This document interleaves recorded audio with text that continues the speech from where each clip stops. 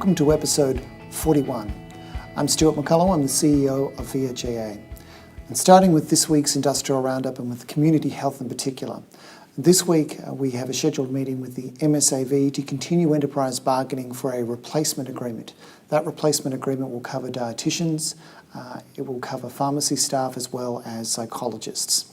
With respect to health services, we've continued our regular bargaining with the AMA. The AMA had a member meeting on the 19th of October, and we are progressing through to all the major issues and looking to resolve the wage claim in particular. Our reference group has met again.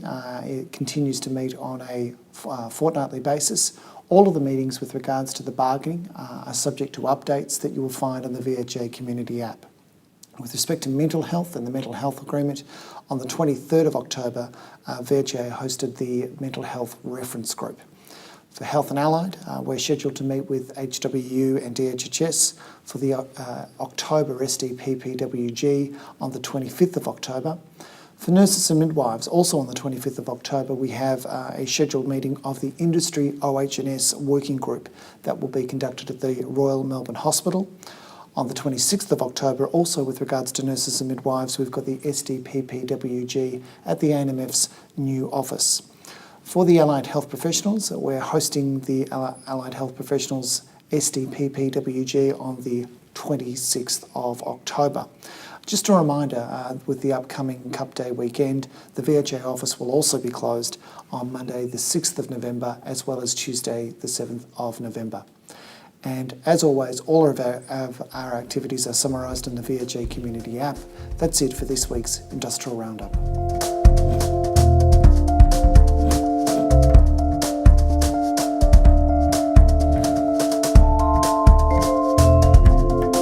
Welcome to the weekly update, where we go in depth with a particular subject. And joining me for this week's discussion is the Manager of Workplace Relations Services and potential Caulfield Cup jockey, Tim Nagle. Welcome, Tim. Thanks, Stuart. Good to be here. Tim, could you reveal the clue for this week's discussion? So for the benefit of those members who are listening to this podcast rather than watching, could you describe the object? It's a SPC baked bean can. That's true, Tim. And on the basis of that particular clue, what would you say the subject matter for this week's discussion is? I'd say it was the Safe Patient Care Act. Tim, so close, and yet still so wrong. Whilst SPC would be a good safe patient care reference, it was really more a hint towards SCC, which is the Statewide Classification Committee. So the subject for today's discussion is the Statewide Classification Committee, Tim, and I'm mindful that this is one of the issues that the union raised during the discussions for the Nurses and Midwives Enterprise Bargaining Agreement, which related to the classification of staff. Yeah, that's right. So one of the limitations of the previous agreement was the classification structure and the fact that it didn't necessarily neatly cover all staff. It certainly didn't accommodate for emerging roles. So we sought to address that during this round. And really the problem that we're trying to resolve is the similar roles in different organisations being classified differently and the disputes that raises with no clear path for resolution. So just to be clear, when we're talking about the Statewide Classification Committee, it may be statewide, but it's not for all occupations. We're talking about nurses and midwives and that a creation of a pathway for resolution for that group. So I would have thought that the absence of an identifiable pathway for resolution would have caused problem for both employees and employers previously. Yeah, and it's really difficult. I mean, nursing is probably a relatively small world, so people do understand and identify those differences in classifications across organisations, and that sort of inequity can cause problems. So that brings us to a new provision within the agreement at Clause 14 and the inclusion of a statewide classification committee provision. Yeah, so I mean really, again, it's about including a clause to provide a mechanism for resolving the classification of those emerging roles. Emerging roles are such an interesting challenge in the sense that things are always changing. That's right. Whereas agreements are static documents. Yeah. So just in terms of the very beginning with regards to Clause 14 and the creation of that Statewide Classification Committee, When does it apply? So it's very specific in when it applies. So 14.1 talks about that the provision applies to an employer in two circumstances. The first is where the employee becomes aware that an employee's position is not subject to an existing classification in the agreement or previous determination of the Statewide Classification Committee.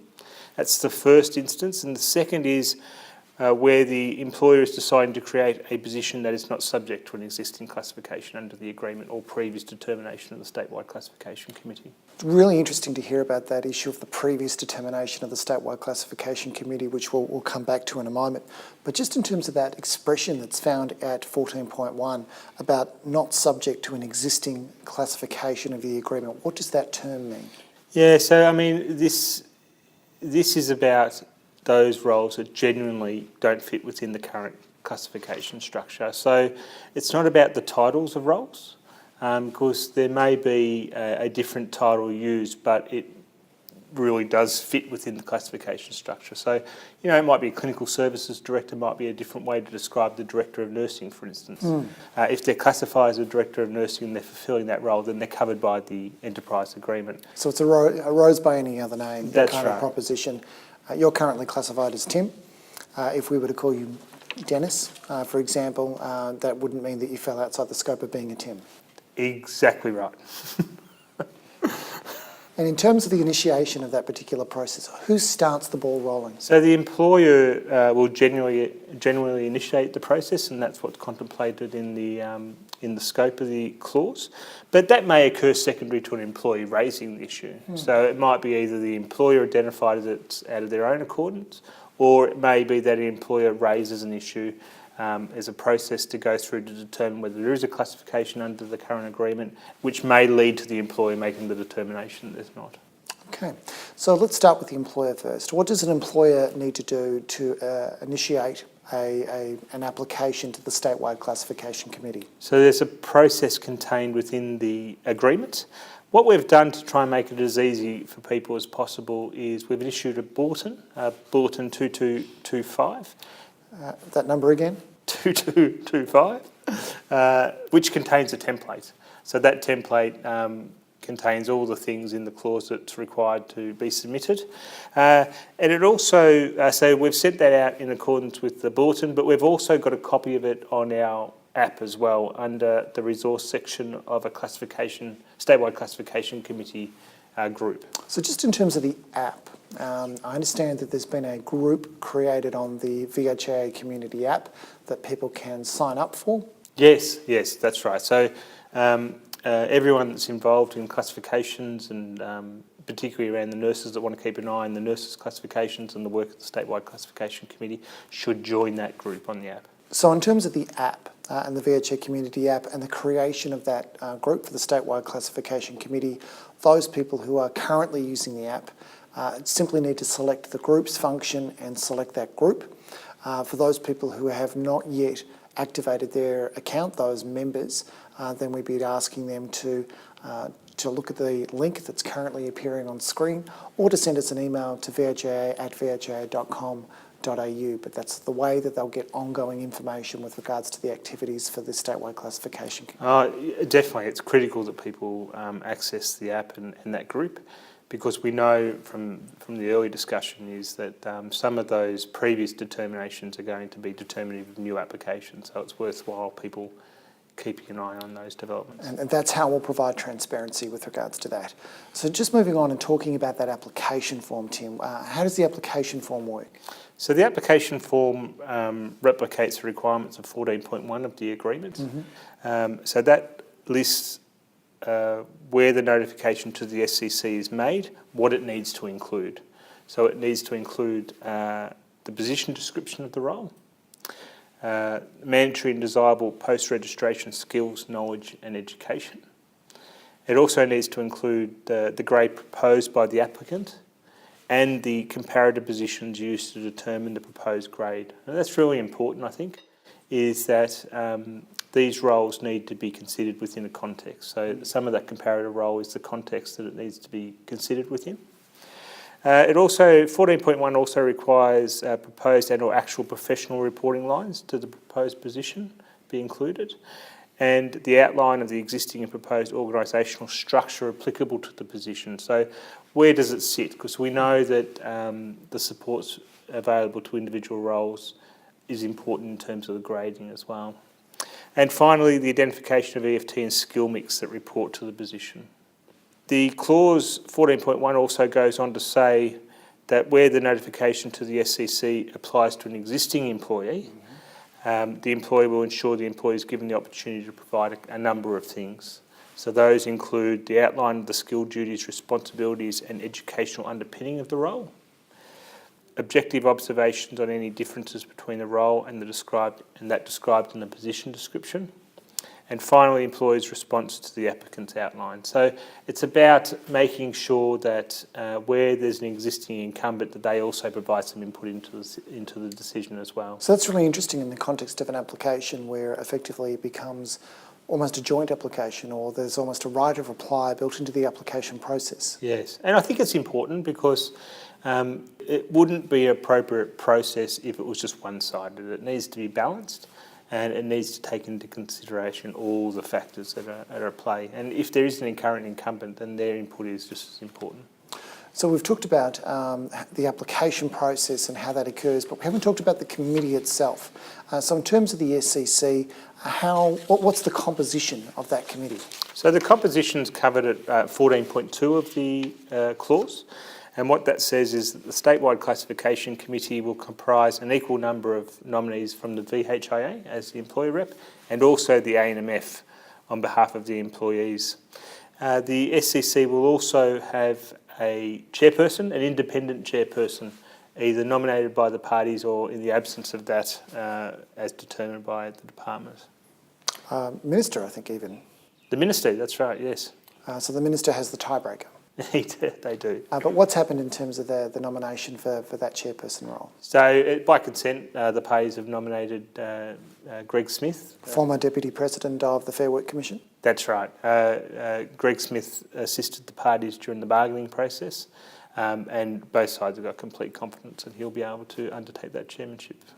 So just in terms of the other elements of clause 14.2 and the composition of the Statewide Classification Committee? Yeah, so there's some procedural requirements in 14.2. So B says when any of the circumstances in subclause 14.1, so that's one that doesn't fall within the scope of the current classification structure or either an existing role or a new role, the employer will make a written notification to the SCC within 14 days, and the chairperson will notify the ANMF and VHA in writing. And finally, 14.2C says that the SCC will commence to determine the matter within 21 days of the application being made and conclude its deliberations within a further 21 days. So 2 lots of 21 days, total of 42, clearly an oblique reference to the former clause 42. Yes. So tell me how the committee's going to work in practice. So what we've done is that we've scheduled meetings on the first and the third Thursday of each month. And what will occur there is that there will be an initial step, a screening process from with the ANMF and the VHI sitting down just to make sure that the application's competent and it's got all it needs to have in it, that the role is not covered by the agreement, so there'll be just an initial assessment of that as well. Okay, so the ones that are roles that, for instance, are an existing role within the classification structure but a different name, it's likely that those sort of applications would be weeded out at that point? Yeah, that's right. Also, where there's previous decisions of the SCC are applicable, and more importantly, not applicable, so that it needs to be determined. And finally, where there's consensus to determine whether there's consensus regarding the appropriate classification. And so that occurs when? Within the first 21 days? Yeah, so that's designed to occur within the first 21 days. And following that, if there are applications that need to continue, then the SCC will meet within the next 21 days to make the determination. So how does the Statewide Classification Committee interact with the dispute settlement procedure of the Nurses and Midwives Agreement? So I think this is really important for members to understand, is that the focus of the Statewide Classification Committee is very narrow. It is just pertaining to classifications or roles that fall outside the classification structure. So any roles that do fit within the current classification structure, whether there's a dispute about that, the dispute resolution process will apply. As it always has? As it always has, and even whether roles do go to the Statewide Classification Committee is covered by the dispute resolution process as well. And does the agreement prescribe any other matters that the Statewide Classification Committee will need to be mindful of? It does. It provides a list. We are dealing with emerging roles as well. So it's important that the Statewide Classification Committee is mindful of sector developments and also research into developments in nursing practice. So it says that in considering an application, the Statewide Classification Committee will utilise available research-based skill matrices and other relevant material. We know that several employers in doing some of the advanced practice work at the moment have utilised such matrices, so we'll be using those. Also, 14.3 says that classifications gradings is determined by the inherent requirements of the position, not the person.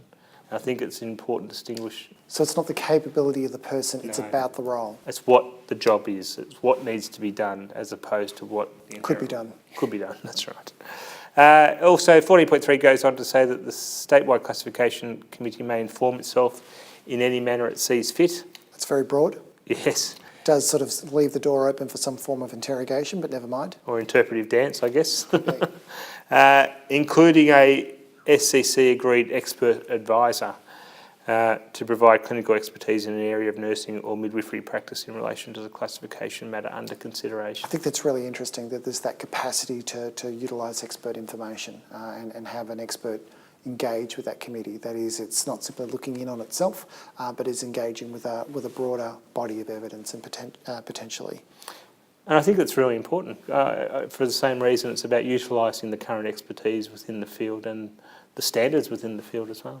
So how will the SCC decide whether to support the proposed grade or to substitute a different grade? What would the process be? So it's by consensus. So the expectation is that that will occur by consensus. By consensus. So not something that happens every 5 years, conducted by the ABS, and then the computer crashes? Something different to that? That's what we were thinking, yes. So if it can't be done by consensus, then the chairperson will have the ultimate decision. Okay. So the chairperson basically has the right to determine it if agreement can't be reached within that group. Yeah. And what is the effect of the chairperson's... I understand it's in the form of a recommendation. What's the effect of that recommendation? So the recommendation will be considered binding unless either the ANMF or the VHIA make an application to have the recommendation reviewed by the Commission within 14 days of that recommendation being made. Okay. And what happens when that kind of application is made to the Commission? So there's a process within the agreement about how that occurs. That will occur initially by the application to the Commission will include the application that's been made, the recommendation, written reasons and supporting material. So really it's the output of the Statewide Classification Committee goes to the Commission. The Commission will be assisted by the chairperson, so the chairperson and the Commission will interact, who will explain their recommendation, the application and supporting material and inform the Commission of the position of the ANMF and the VHIA. So that's really trying to narrow down where the points of difference are. The Commission will then adopt an inquisitory procedure, relying on the information previously provided in the Statewide Classification Committee processes and procedures and make a determination. And that determination will be made in the form of a consent order. So a consent order is quite interesting in the sense that the agreement is prescribing that there will be consent. Yes, that's right. And what's the process for informing the employer as to the outcome of the process? So the agreement requires the Statewide Classification Committee to notify the employer of the outcome of the application in writing within 14 days of the decision. What about the industry itself? I mean, how will the industry be informed about the outcomes of the Statewide Classification Committee, given that these effectively have precedent value? Well, and that's what we talked about before. That we'll be using the app and specifically the Statewide Classification Committee group to relay the outcomes of the SCC to the field. So it's really vital that anyone who is responsible for these sort of applications or needs to know what the outcomes are needs to get onto the app, needs to select groups and select the Statewide Classification Committee group. That's right. So just in terms of the classification change, where a change is the result of that process, when does that take effect from?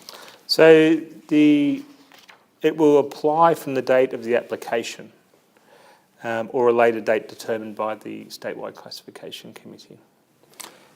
I think it's interesting that it talks about the date of the application as the sort of almost presumptive date or the earliest date at which the new grade can apply. That's right. Yeah. So until that determination's made, the existing classification remains. So in terms of the existing classification applying until the determination of the Statewide Classification Committee, effectively that's a status quo provision, isn't it? Yeah, that's right. That's exactly what it is. So what happens if the SCC reaches a conclusion that a lower classification ought to apply? Yeah, so in those circumstances, the individual wage is preserved, so they don't decrease in their remuneration. And I think it's really important to make sure that there's no disincentives for people to access the system and for the appropriate classification to be determined as an output of that process. So there's no jeopardy there. That's right, yeah. As such. But that, of course, only goes to the issue where somebody is in the role. As such, if it is that a role is proposed and a lower classification is assigned, then there is no need to preserve anything. That's right, yes. And so what are the key points that members should take away from this podcast with regards to the Statewide Classification Committee? So I think the first one is that there is benefits to both employers and employees with the certainty and the mechanism this Statewide Classification Committee provides in resolving issues within classifications. The second one is that the trigger is where the role is not covered by the current agreement. Not covered. Not covered, and not just by the name of the role. The third one is that the SCC doesn't have a role in determining classifications outside of its scope. So it doesn't resolve classification disputes within the current classification structure.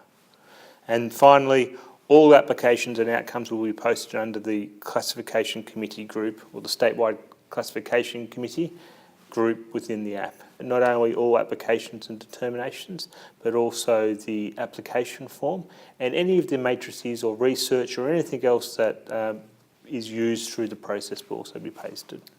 So there'll be complete transparency with regards to how that operates. Correct. Tim, thank you so much for taking us through the Statewide Classification Committee. My pleasure. Thank you. Have you had lunch? Not yet. I'll have these. Thanks, Tim.